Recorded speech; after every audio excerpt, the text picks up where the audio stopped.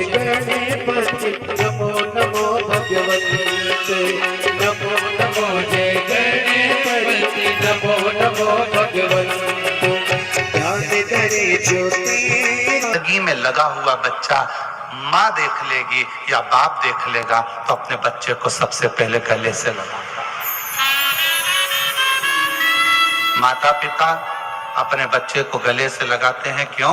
क्योंकि ये बेटा मेरा है। माता पिता ने उसके गंदे कपड़े नहीं देखे, माता पिता ने उसके गंदे शरीर नहीं देखा, माता पिता ने गटर का गंदा कीचड़ नहीं देखा, माता पिता ने तो अपना पुत्र देखा। कोई तुमसे कहे कि भगवान के मंदिर में कपड़े अच्छे पहन कर जाओ, ऐसे पहन कर जाओ, वैसे पहन कर जाओ, इस कलर के पहन कर जाओ, उस कलर के पहन कर जाओ, तो उसको कह देना गटर में बच्चा गिरता है, कोई उसको नहीं छूता, कोई गले नहीं लगाता। पानी सब डाल देंगे, साफ भी सब कर देंगे, पर उसको गले से कोई नहीं लगाएगा। गटर में गिरे हुए बच्चे को केवल उसके माँ बाप गले से लगाते हैं। उसी तरह इस संसार सागर में भगवान हमारा कपड़ा देखकर हमको प्राप्त नहीं करता, भगवान हमारे काया को देखकर हमें प्राप्त नहीं करता। आप गोरे हैं, काले हैं, आप टेढ़े हैं, आड़े हैं, ये भगवान को मतलब नहीं है। भगवान तो ये देखता है कि मेरी औलाद ने मुझे पुकारा है, मेरे बेटे ने मुझे पुकारा, मेरी बेटी ने मुझे पुकारा और मुझे इसी गले से लगाया।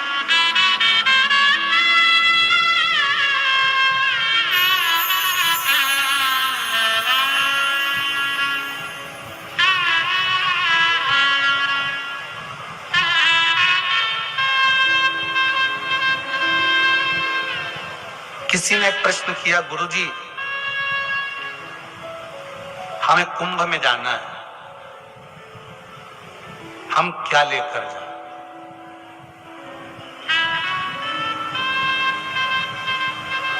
हमें अगर कुंभ में जाना है, कुंभ में हमें पहुंचना है, तो हम क्या लेकर जाएं? हमारा निवेदन है,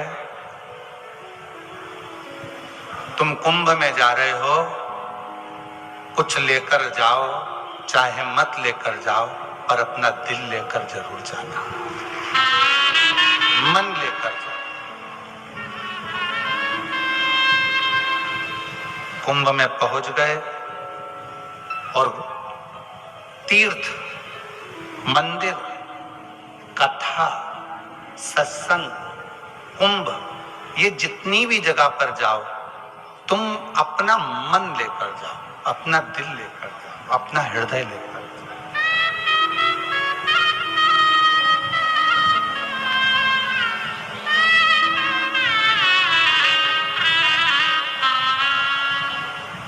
अपना दिल लेकर जाइए। कुंभ में, तीर्थ में जा रहे हो तो अपना मन लेकर जाइए, कथा में जा रहे हो तो अपना दिल लेकर, अपना मन लेकर जाइए।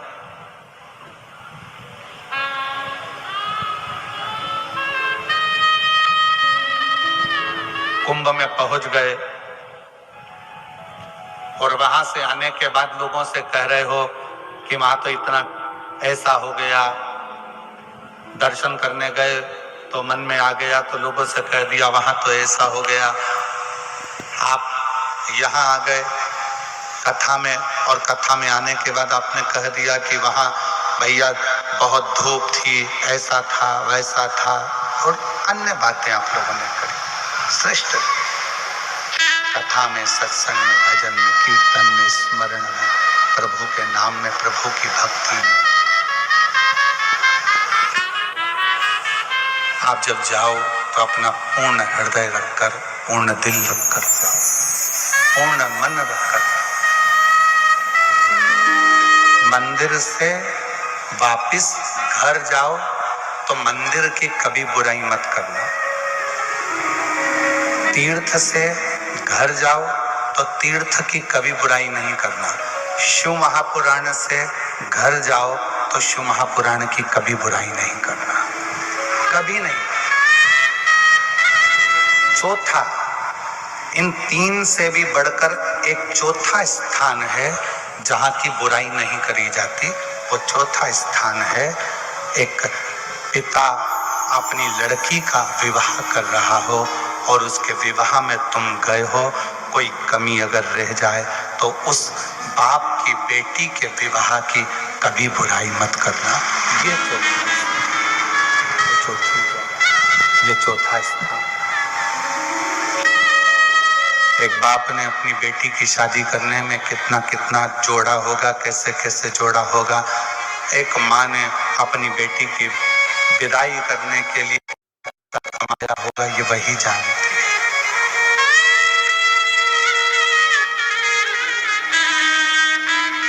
ये वो जानती है।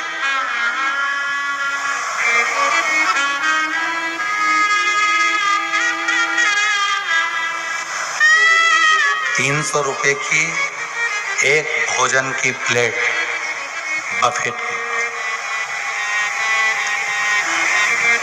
500 रुपए की एक बफेट की प्लेट भोजन की। वो भोजन की प्लेट 500 रुपए की प्लेट उठाई और 500 रुपए जुड़ गए। कैटरिंग वाले ने 300-500 रुपए जोड़ लिए, एक प्लेट उठी और जुड़ गई। अपने छोटे छोटे बच्चों को ये उपदेश दो कि एक प्लेट उठाने पर किसी गरीबड़े के, उस बाप के बेटी के घर में 500 रुपए खत्म हो गए। तुमने 500 का लिफाफा दिया, 4 लोग चले गए, 4 प्लेट उठी, 2000 रुपए तो तुम्हारे वैसे ही खर्च हो गए उस पिता के। और लिफाफा तुम 500 रुपए का देकर आए, 1500 रुपए का तो उसको चूना लगा कर आ गए और कहा हम उसकी लड़की के घर की शादी में कन्यादान कर आए। हम बेटी की शादी में कन्यादान कर आए? नहीं, नहीं। एक बेटी की शादी में कन्यादान करने से भी ज्यादा बड़ा है कि किसी गरीबड़े की बेटी की शादी हो, वहां तुम प्रसन्न चित्त से खड़े होकर उस बाप को इतना कह दो कि तुम चिंता मत करो, मैं खड़ा हूं, शादी संभाल लूंगा, तुम अपना काम करो। ये श्रेष्ठता है।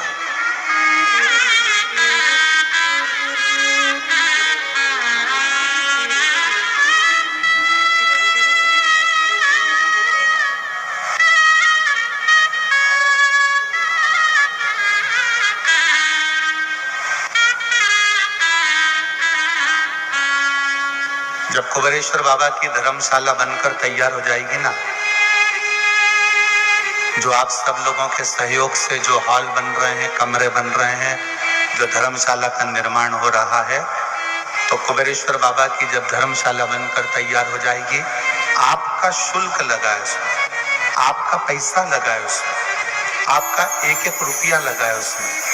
उस धर्मशाला का एक नियम रखेंगे कि किसी बेटी की अगर किसी बाप को शादी करना है तो वहाँ 25-30 लोगों को लेकर आए, लड़के वाले भी 25-30 आए, उनके भोजन की व्यवस्था भी समिति निःशुल्क करेगी, कन्यादान दहेज देने की समिति व्यवस्था करेगी,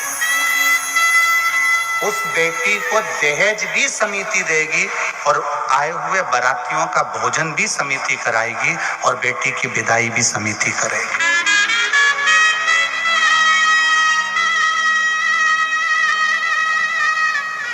और बाबा के धाम से अगर विवाह होगा तो आशीर्वाद तो मेरा कुबेर भंडारी ऐसा देकर भेजेगा कि उस बेटी की जिंदगी में कभी कमी नहीं आएगी। दहेज भी बाबा देगा, समिति देगी, 25 लड़के वाले 25 लड़की वाले आएंगे, आराम से शादी करेंगे और दहेज भी उनको देकर बाबा विदा करेगा। और आशीर्वाद मेरा कुबेर भंडारी इतना देगा कि उसके जीवन में कभी लक्ष्मी की तो कमी आने वाली नहीं, कभी जीवन में। तुम्हारे द्वारा बनाया गया वो धर्मशाला, तुम्हारे द्वारा निर्माण करी गई वो भवन, तुम्हारे द्वारा बनाया गया, लोग कहते हैं गुरुजी हमको कमरा बनवाना है। हमने कहा कि अगर कमरा अगर पूरा हो गया है तो जो हाल बन रहा है उस हाल में आपका अगर कोई सहयोग राशि लग सकती है तो लगा लो। आने वाले समय में जब इतनी बेटियों की शादी उस धर्मशाला से आपकी छत के नीचे होगी तो शायद थोड़ा सा पुण्य आपके विभाग्य में आ जाए, थोड़ा सा।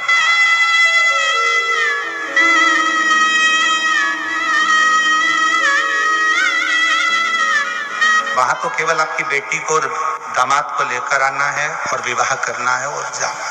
पंडित भी वहीं रहेगा, भोजन भी वहीं रहेगा, रुकने की व्यवस्था भी वहीं रहेगी, सब व्यवस्था वहां रहेगी, सब निःशुल्क बाबा के भरोसे, उसके आशीर्वाद।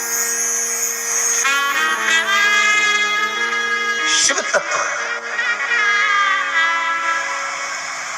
मंदिर में जल चढ़ाकर वापिस लौटो तो बुराई मत करो, तीर्थ से दर्शन कर कर पहुंचो तो बुराई मत करो।